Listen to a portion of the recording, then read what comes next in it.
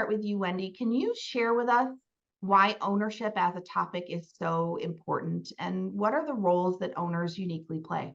Yeah, wonderful. Well, a couple of things. So first, I think in terms of why the topic of ownership is so important is exactly what you point out, is that we don't focus on it. And yet it is one of the more complex part of a family enterprise.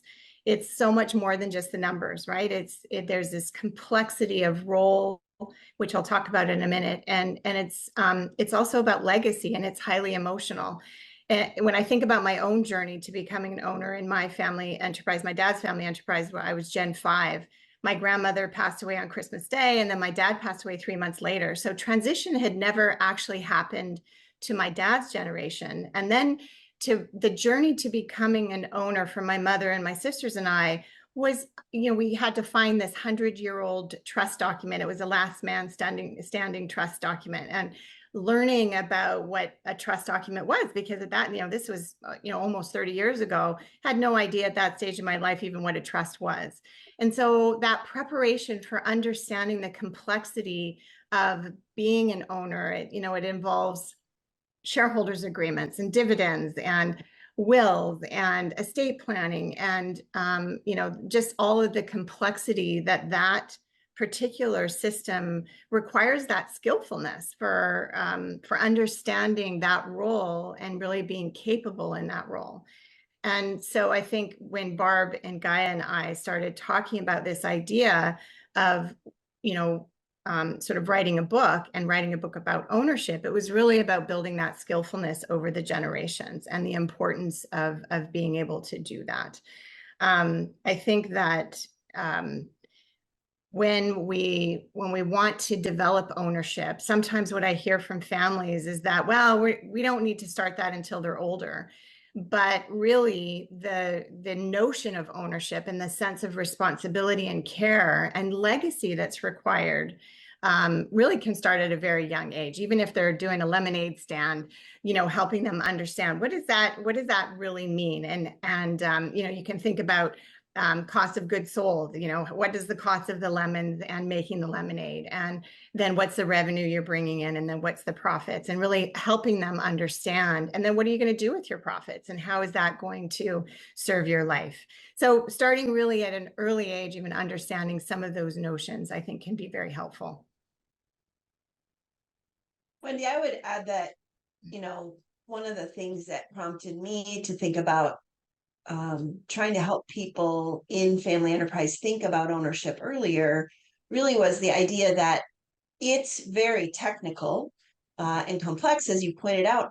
The reps that you get to practice ownership, they just are few and far between, and they should be. Owners shouldn't be showing up every week or really every month to have their fingers, at least not with that hat on. If you also have a board hat and a management hat, perhaps you do some things weekly or monthly.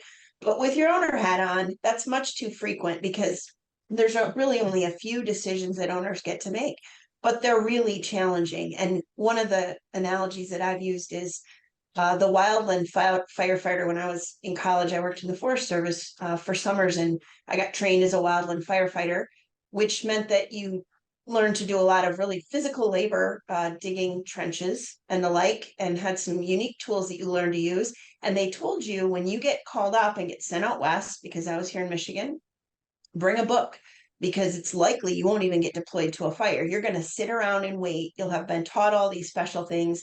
You may never go to the fire, but when you do, bring the little tent that you pull over yourself in the event that the burn back comes at you, because you could die, and you should be prepared for that level of depth of impact of your decision making. And ownership's a little bit like that. Like, all of a sudden, Wendy, you found out you were an owner. You had to make decisions about big financial stakes, about who was an owner and who wasn't an owner, about documents that were very complex. Quickly, there's a lot of urgency to them, and they have big financial stakes and big kind of emotional stakes in terms of who's included and who's excluded.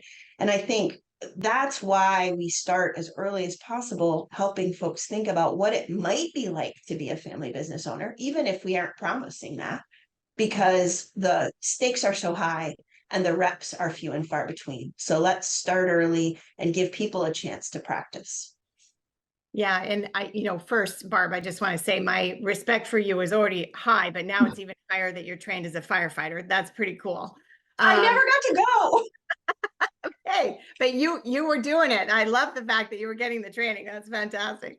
I think the other thing I would add that I think was part of our conversations in the early days is that in generation one, ownership and management are thought of as the same thing. And so we focus more, we're drawn more to the business, the operational, the day-to-day because it's so urgent. But as you go down in the generations, ownership and management separates. And you may have some owners in the rising generation who are operating owners, but you may have some that are passive owners. And the passive owners sometimes get sidelined because they're not working in the business. And yet their role, their voice, their inclusion in thinking about strategy and legacy and strategic decisions, because of course they're also responsible for the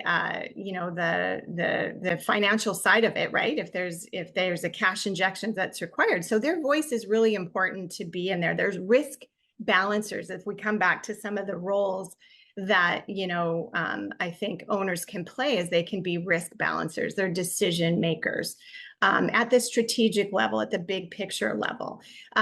And when that separation happens, that sometimes those passive owners are forgotten. And how do we make sure that their voices are included, that they are knowledgeable about that role of being an owner so that they can participate in some of those decisions? Yeah, thank you, Wendy. This is really about how do we help those folks who are owners and not in the day-to-day get connected to the business, have an positive emotional feeling, and be equipped to make decisions at the right level.